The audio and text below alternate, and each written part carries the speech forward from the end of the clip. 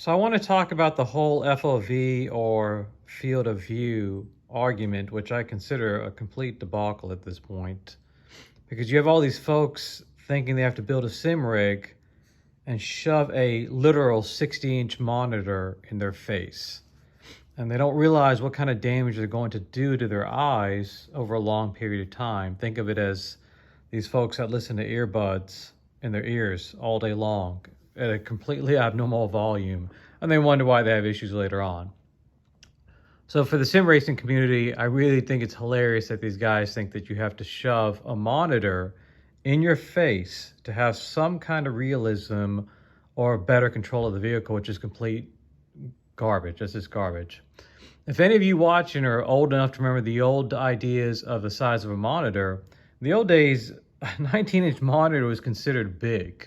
If you look right here, this little thing right here is 32 inches.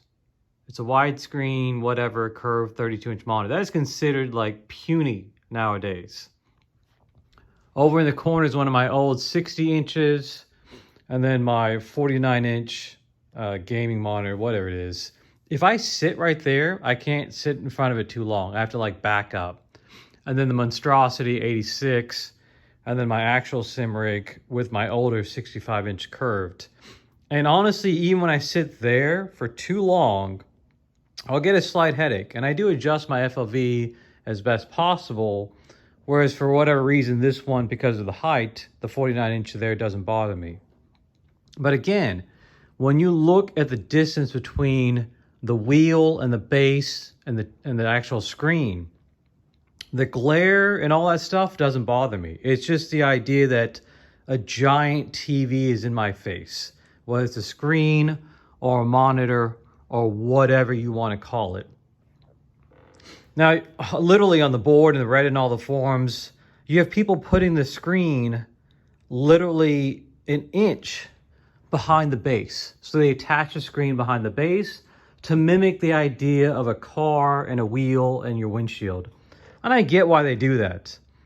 But I'm telling you, it is absolutely unhealthy for your eyes and your face and whatever you think you're going to feel in your head.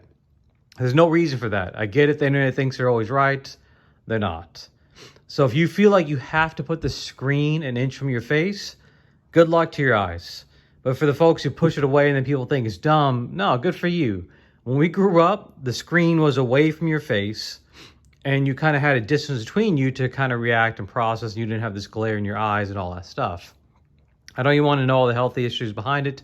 Just, if you feel like it's better away from you, by all means, don't feel like you're being bullied into having to have it in front of you. Even when people played arcade games growing up like Gran Turismo and Forza, like on Xbox and PlayStation, all that stuff, you played it on a TV using a controller, and you sat on the couch and you played it on your screen. And even if you think about VR, there's little clots here, over there. There's little clots right there. That's Quest and Reverb. They're tiny little screens. Yeah, they're in your face, but they're tiny little screens. I would never want some gigantic monitor in my face when I'm playing on a racing rig for a long time. I get it. Some people are numb to it. It doesn't bother them, all that kind of stuff. But reality, again, I'm going to state for the record, if you feel like it's better away from you, don't feel like you have to push it closer to you. Hopefully that helps. Again, this is a 65-inch, and honestly, that's too close for me. That's too close. I don't use it as much now because it's just kind of giving me a headache. I'm going to have to push it back a bit. Have a great time playing your games. Do what makes you happy. Don't feel like you have to follow the rules just because somebody else says they are.